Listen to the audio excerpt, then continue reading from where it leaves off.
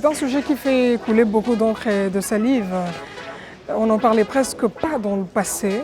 Aujourd'hui, ici à la une, vous le savez, on parle BBL à gauche, chirurgie plastique à droite. Finalement, il se passe beaucoup de choses autour de ce sujet. Et aujourd'hui, on va justement en parler dans ce nouveau numéro de votre magazine Minute Santé. Et pour ça, rassurez-vous, nous sommes déplacés jusqu'ici, vous voyez, aux cliniques universitaires de Kinshasa, à la rencontre d'un expert. Bienvenue à toutes et tous.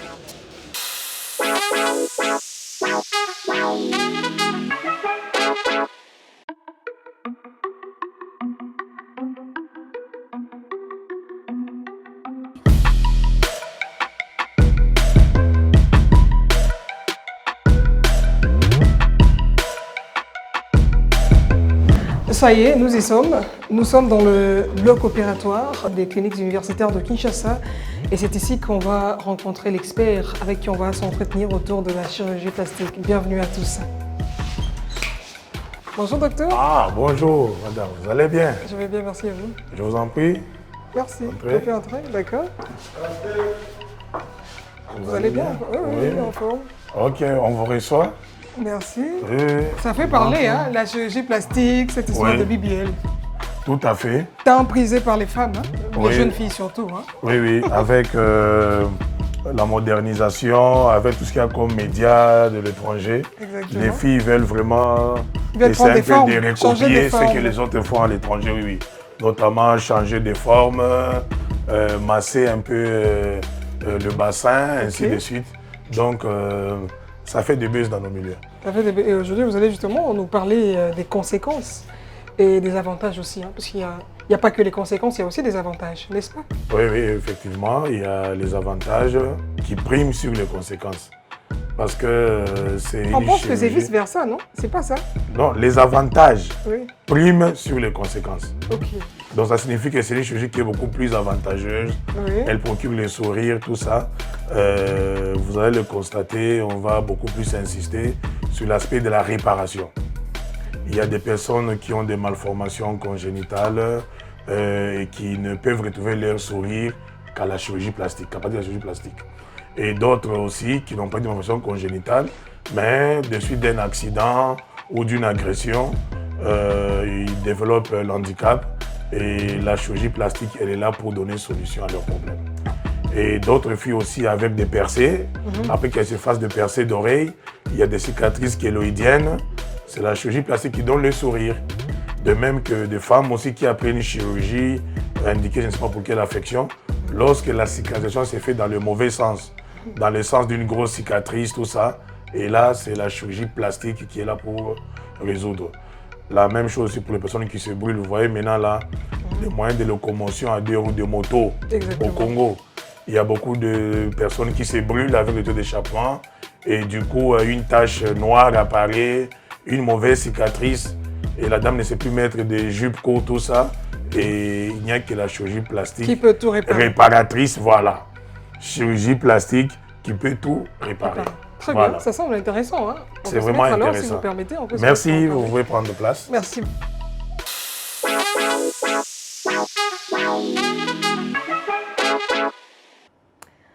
On parle aujourd'hui des avantages et inconvénients de la chirurgie plastique. Tiens, ça fait débat. C'est vraiment à la une. Et nous sommes allés à la rencontre justement d'un expert pour nous en parler. Vous saurez tout désormais sur la chirurgie plastique. Et ce sera avec le docteur Kastef Kangoudia, à qui j'ai dit bonjour et bienvenue, docteur. Bonjour Madame Bénédicte, merci. En forme, vous allez bien? Oui, nous sommes en forme. Nous allons bien. C'est quoi la chirurgie plastique? En quoi consiste-t-elle? Voilà. La chirurgie plastique, il faut savoir que c'est une spécialité chirurgicale qui s'intéresse aux affections intéressant la peau ainsi que les tissus mous non viscéraux. Et bien entendu, actuellement, elle s'étend même sur certaines lésions osseuses pour lesquelles il va falloir faire une greffe. Donc, c'est un peu, en gros, la définition de la chirurgie plastique. Et ici, elle est faite dans le but de faire une reconstruction qui est différente de l'esthétique. Je pense qu'avec le temps, on Justement. va entrer dans le Parlez-nous débat. du rapprochement ou encore de la différence qui existe entre la chirurgie plastique et la chirurgie esthétique. Voilà. La chirurgie esthétique, elle a comme visée d'améliorer l'aspect. Donc, elle ne nécessite pas nécessairement une intervention. On peut soit faire des injections, tout ça. Et la chirurgie esthétique, elle s'intéresse beaucoup plus aux régions telles que la face, les bras, tout ça. Notamment les personnes qui ne veulent pas vieillir, qui veulent lutter contre le vieillissement. Et là, c'est l'apanage de la chirurgie esthétique, où on peut injecter, par exemple, les botox, tout ça, pour retarder les signes de vieillissement au niveau de la face. Alors, maintenant, la chirurgie, résumé, maintenant, la chirurgie plastique, il faut dire que dans la chirurgie plastique, il y a l'esthétique ainsi que la reconstruction. Donc, allez-y, expliquez-moi. oui, oui. Donc, il y a la chirurgie esthétique et la reconstruction. Donc, la chirurgie esthétique, elle est incluse dans la chirurgie plastique. Et là, la reconstruction, c'est par exemple pour les personnes qui naissent avec des malformations congénitales, intéressant bien entendu la peau, tout ça, pour qui il va falloir, comment dirais-je, réparer. Là, c'est l'apanage de la chirurgie plastique. De la chirurgie plastique, notamment les personnes avec fente labiale, le bec des lièvres, ou soit pour certaines lésions acquises. Comme dans notre milieu, récemment, il y a eu plusieurs cas de brûlures. Et bien, les patients avec séquelles de brûlures, la réparation, là, c'est la chirurgie plastique. Donc, c'est un peu ça.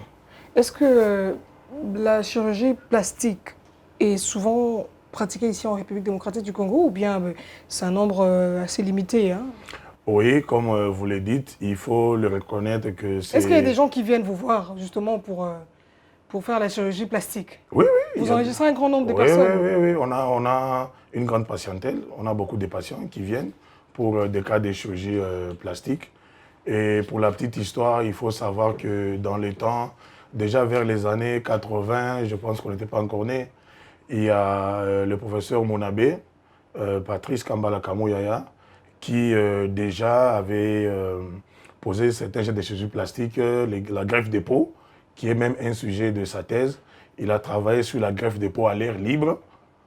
Et il y a notre d'heureuse mémoire, le professeur Panda, qui aussi avait proposé à l'époque le prélèvement de greffe des peaux à l'aide de la lame des rasoirs, ainsi de suite. Et actuellement, il faut le reconnaître, le revers des médailles revient à notre professeur, notre maître, le professeur Kibadi Kapai. Eh bien, c'est lui vraiment qui est même le père de l'école de la chirurgie plastique dans notre pays. Moi qui vous parle, j'ai été formé par le professeur Kibadi. Il y a également un de mes collègues, Dr Kabeya, qui est aussi en chirurgie plastique avec moi. Et donc, c'est avec le professeur Kibadi qu'on a essayé maintenant d'appliquer la chirurgie plastique au vrai sens du mot. Et de temps en temps, nous faisons des déplacements en Europe pour essayer un peu de nous mettre à jour par rapport aux nouvelles approches, aux nouvelles théories sur la chirurgie plastique. Et de plus en plus, nous avons beaucoup de malades qui viennent pour des problèmes de santé pour lesquels la sanction thérapeutique nécessite une chirurgie plastique. Quelles sont les catégories concernées? Enfants, femmes, hommes et aussi la catégorie d'âge, hein, c'est important. En fait, la chirurgie plastique, toute tranche d'âge est concernée. Comme je vous ai dit, il y a parfois certaines malformations congénitales qui nécessitent une réparation plastique. Et quand on dit malformation congénitale, c'est une malformation que les enfants naissent avec. Il y a les jeunes aussi, hein, dans le contexte.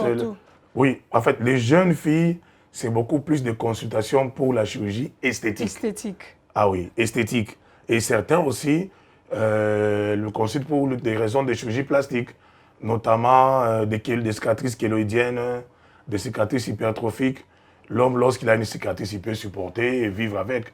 Mais la femme, surtout quand ça intéresse la face, elle se sent très diminuée et du coup, il va falloir qu'elle vienne consulter pour que la cicatrice disparaisse. Et donc, honnêtement, du jour le jour, on a beaucoup plus de femmes qui consultent pour des raisons d'esthétique et même de plastique. Et les hommes, c'est beaucoup plus pour des raisons beaucoup plus plastiques.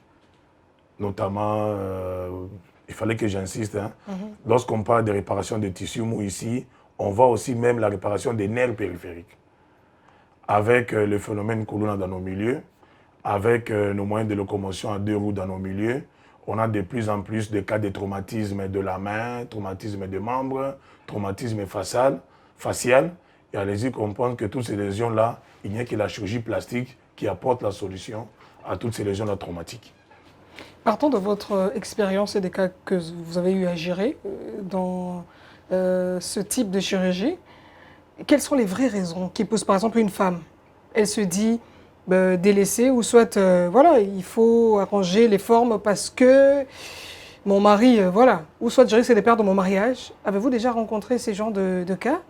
Oui. Quelles sont les vraies causes? Oui, bon, en fait, les vraies causes, comme vous le savez, d'abord la chirurgie esthétique, il faut savoir que ce n'est pas seulement les célébrités qui s'intéressent à la chirurgie esthétique, hein, mais elle est accessible à tous. Ça signifie que toute femme qui se sent diminuée pour une forme quelconque, qui n'arrive pas à la satisfaire, ou soit qu'elle s'est dit, bon voilà, j'ai vu X, il a fait la chirurgie esthétique, on a modifié, je veux aussi être comme lui.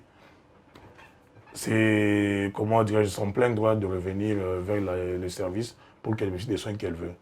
De plus en plus, nous devons savoir qu'il y a de ces femmes qui veulent bien être à la page, telles qu'en grossissant les fesses, ou soit elle veut bien modifier la forme du nez, ou soit elle veut bien qu'elle modifie la forme de sa lèvre, ainsi de suite, tout ça.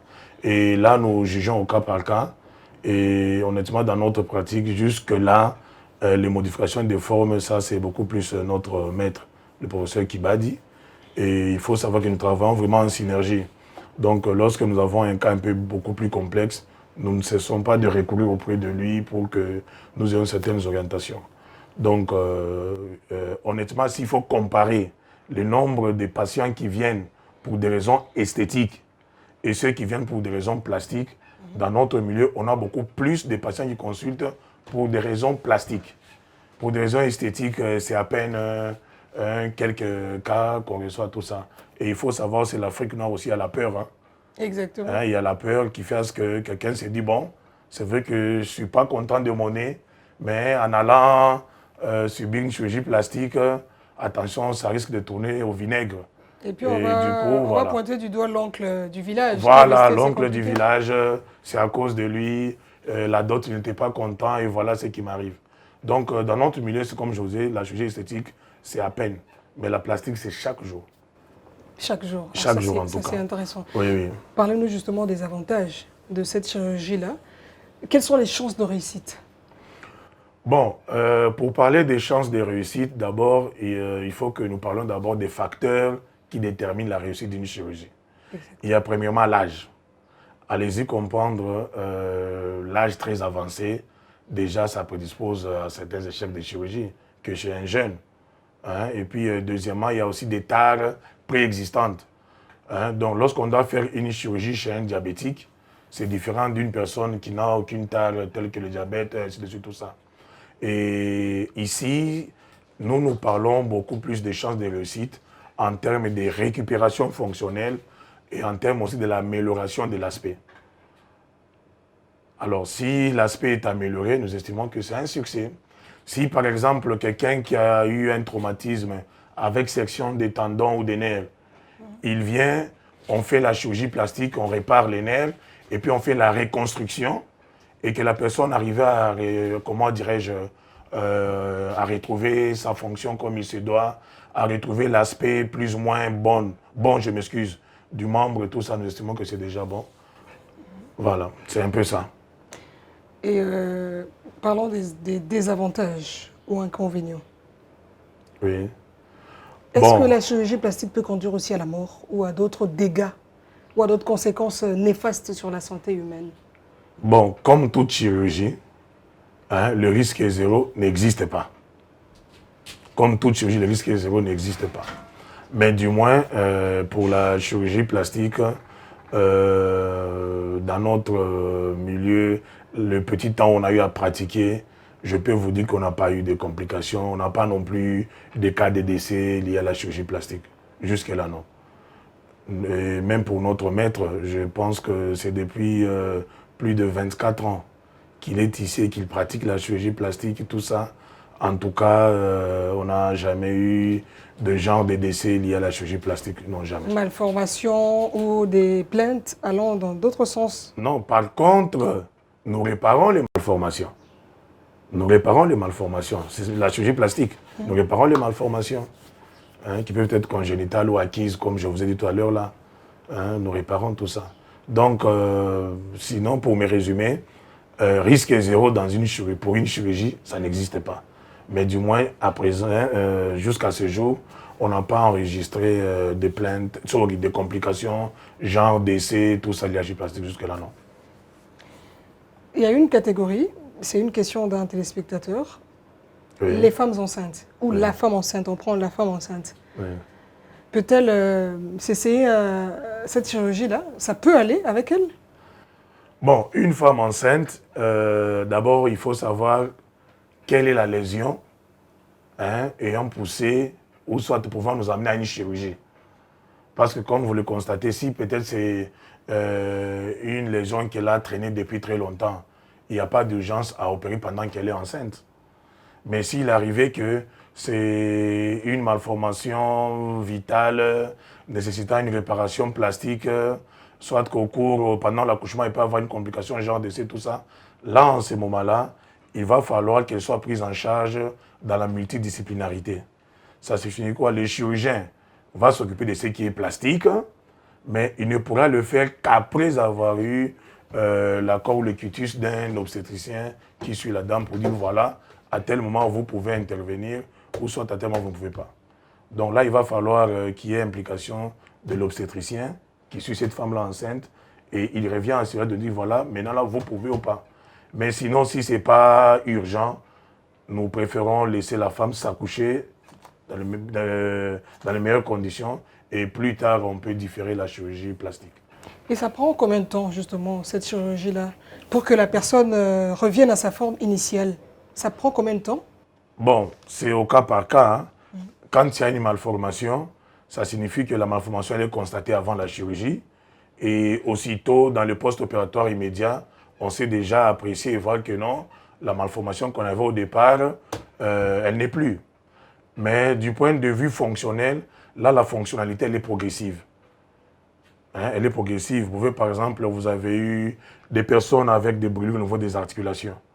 Vous faites une chirurgie plastique, vous faites une plastie, vous enlevez des brides, ainsi de suite, tout ça. En post-opératoire immédiat, on sait voir que la bride cicatricielle n'est plus. Mais pour ce qui est de la fonction de l'articulation, il va falloir que progressivement, que les kinésithérapeutes interviennent pour la rééducation et que le malade puisse retrouver sa fonction comme c'était au départ. Voilà pourquoi j'ai dit, pour le poste, du point de vue fonctionnel, la récupération, elle est progressive. Pour les cas Mais du point de vue aspect, tout ça, c'est immédiat qu'on sait voir que non, il y a une correction qui a été faite. Et dans les cas de quelqu'un qui a connu un accident, par exemple, un accident de moto, ça dépend, et la mâchoire déclassée, Oui. comment vous faites? Est-ce que ça prend assez de temps que prévu? Ok. Ou bien la personne va finalement rester comme ça? Ah oui, là c'est une très bonne question. D'abord, il faut signaler, il faut souligner que les lésions traumatiques intéressant la mâchoire, ça relève de la chirurgie maxillofaciale. Et comme je vous ai dit, la tendance actuelle est de travailler en multidisciplinarité. Là, en ce moment-là, un traumatisé qui vous vient avec une fracture mandibulaire, avec une lésion intéressant la peau ou les tissus mous, en ce moment-là, le chirurgien maxillofacial s'occupe de la fracture mandibulaire et à l'instant même, le plasticien lui vient pour faire la réparation des lésions intéressantes des tissus mous, donc notamment la peau. Voilà, et ça c'est simultané. Une fois qu'on a réparé, il va falloir attendre qu'il y ait consolidation osseuse de la fracture, et quand il y a consolidation osseuse, la personne peut, comme je vous ai dit, reprendre ses différentes fonctions moyennant une kinésithérapie de récupération fonctionnelle. Voilà. Donc le plasticien, il faut savoir que c'est un praticien qui est presque, qui intervient dans toutes les disciplines. Okay. Même en chirurgie digestive, j'ai oublié, il y a des femmes qui viennent parfois consulter pour une disproportion entre la masse abdominale et le thorax, tout ça, là, on peut faire une plastie abdominale. Et il faut savoir que il y a d'autres qui peuvent consulter, par exemple, pour une malformation au niveau de la face. Et là, en ce moment-là, le plasticien doit aussi à son tour voir si on essaie de faire intervenir un traumatologue, un chirurgien maxillofacial et un ophtalmologue. Lorsque la lésion au niveau de la face implique aussi la région oculaire, il faut aussi impliquer un ophtalmologue. Si elle intéresse par exemple le conduit auditif, tout ça, il va falloir aussi impliquer un oréliste, tout ça. Donc c'est comme ça que je vous dis, le plasticien, en tout cas, il est presque dans tous les services. Il travaille en collaboration avec presque tous les services et toutes les autres spécialités. Parce que la peau, comme vous le constatez, elle va de la tête jusqu'aux pieds. Or, nous, la chirurgie plastique, l'application, c'est au niveau de la peau. Et d'autres tissus mous qui sont non viscéraux. Okay. Quand je dis tissus mous non viscéraux, c'est genre l'estomac, les intestins, tout ça là, les plasticiens ne touchent pas. Mais les autres tissus mous, tels que les tendons, les nerfs périphériques, tout ça, là, c'est la place de la chirurgie. Et actuellement, d'ailleurs, comme vous le savez, notre unité, notre service, qui est dirigé par le professeur Kibadi, c'est le service des chirurgies plastiques, esthétiques, chirurgie reconstructive et chirurgie de la main. C'est-à-dire? C'est-à-dire, non seulement que nous nous intéressons aux aspects génériques plastiques, nous nous intéressons aussi à la main. Dans les pathologies de la main, c'est l'apanage de la chirurgie plastique. Vous faites quoi avec la main? Vous raccordez, vous faites quoi? Comme tout à l'heure, là, nous venons d'intervenir sur une main, un monsieur qui a reçu une balle. Okay. Au niveau de la main, il a eu un fracas, tout ça. Donc, au niveau de la main, nous avons stabilisé. Nous pouvons, en cas de réparation des tendons, en cas de lésion des tendons, en cas de lésion des nerfs, tout ça, la chirurgie plastique, c'est la partie de la chirurgie plastique. Et même des fractures au niveau des os de la main, c'est la chirurgie plastique qui s'en occupe. Très bien. Donc, au niveau de la main, nous prenons la main en charge d'une manière intégrale. Toutes les lésions intéressant à la main, là, c'est notre service de chirurgie plastique et chirurgie de la main. Ça, c'est intéressant. On est en train de chuter déjà, docteur. Voilà. Et actuellement, nous sommes en train d'ailleurs d'aller vers l'arthroscopie interventionnelle. Vous avez des gros mots, docteur, franchement. Donc, l'arthroscopie, c'est-à-dire, c'est une chirurgie mini-invasive, hein, de réparation des lésions qui intéressent la main. Parce qu'à l'époque, nous réalisions le hop, donc la chirurgie ouverte, où pour aborder les yeux, il faut toujours ouvrir et inciser la peau, tout ça. Mais actuellement, par des petites incisions, au niveau de la main, au niveau du poignet, on peut réparer n'importe quelle lésion. Et notamment, les cas de brûlures qui peuvent intéresser la main, voilà, ça c'est la chirurgie plastique. Très bien, voilà. On est en train de chuter. Un dernier conseil, ou de manière générale, les derniers conseils? En fait, le dernier conseil, je pense qu'il faudrait que la population ait la culture de distinguer les compétences des uns des autres. Donc ça signifie qu'il faut distinguer les lésions qui relèvent de la compétence de la chirurgie plastique esthétique d'autres lésions. Et même les professionnels de santé, hein, il faut insister pour dire que la main, les lésions tendineuses, les lésions nerveuses, il faut les laisser aux chirurgiens plasticiens. Les lésions qui intéressent les tissus de revêtement, les tissus mous, ça c'est l'apanage du chirurgien plasticien. Les personnes qui veulent bien, comment dirais-je, s'embellir, changer l'aspect, comme les Quinois disent, qu'on change display. Exactement. Il faut savoir que vous conseillez, c'est pas mauvais, ça, vous conseillez. Non, mais c'est pas mauvais, c'est pas mauvais, c'est comme quelqu'un qui délibérément désire avoir, c'est pas moi, un nez pointu, c'est son droit. On ne peut pas lui en empêcher. Je ne pense pas que notre constitution l'interdit. Quelqu'un qui dit, bon voilà, je vais avoir des grosses lèvres, tout ça, donc c'est son droit le plus légitime. Donc la chirurgie plastique est là, mais ce n'est pas une spécialité qui doit être pratiquée par n'importe quel médecin. Seulement le médecin spécialiste en chirurgie plastique, esthétique et reconstructive. Ou soit des internes en chirurgie plastique, esthétique et reconstructive. Et nous sommes sous cette voie-là. Nous sommes sous cette voie-là. Et ici, sur place à Kinshasa, je l'ai dit tout à l'heure là, on ne peut que prêcher pour son église. Nous avons un maître, le professeur Kibadi, donc, qui nous a tous formés. Et sur la ville, si je ne me trompe pas, nous sommes 3 ou 4 seulement. 3 ou 4. Donc le professeur Kibadi, docteur Kangou, docteur Kabeya. Pourquoi les gens s'y intéressent? Il y a une collègue qui est à Mama Emo, docteur Lucia, et un de nos aînés aussi qui fait la chirurgie plastique, docteur Baditeyao. Donc les plasticiens au Congo sont à compter au bout du doigt. Apparemment, ça fait peur. Hein? Pourquoi les gens s'y intéressent pas vraiment?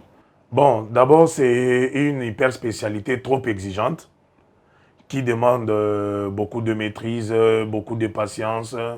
Et surtout, on ne peut pas faire la chirurgie plastique sans être au préalable spécialiste en chirurgie générale. Donc nous tous, tel que je vous dis là, nous avons d'abord fait la spécialisation pendant 5 ans en chirurgie générale. Et après cette spécialisation en chirurgie générale, maintenant, on aborde la chirurgie plastique. Selon les compétences, vous pouvez aller à 3 ans, 2 ans, tout ça. Mais il faut toujours, chaque fois, associer avec certaines formations à l'étranger pour être un peu beaucoup plus à la page, quoi. Parce qu'à chaque instant, chaque jour, il y a toujours de nouvelles approches, il y a toujours des innovations, tout ça. Et en tant que médecin, on est vraiment appelé à être à la une chaque jour. Docteur, voilà. Merci beaucoup, docteur Kastef Kangoudia. Je crois que je n'ai pas massacré votre nom. Non, non, vous ne l'avez pas massacré. C'est moi qui vous remercie. Merci d'avoir répondu à nos questions. C'était un réel plaisir de passer ce moment avec vous. Le plaisir est partagé.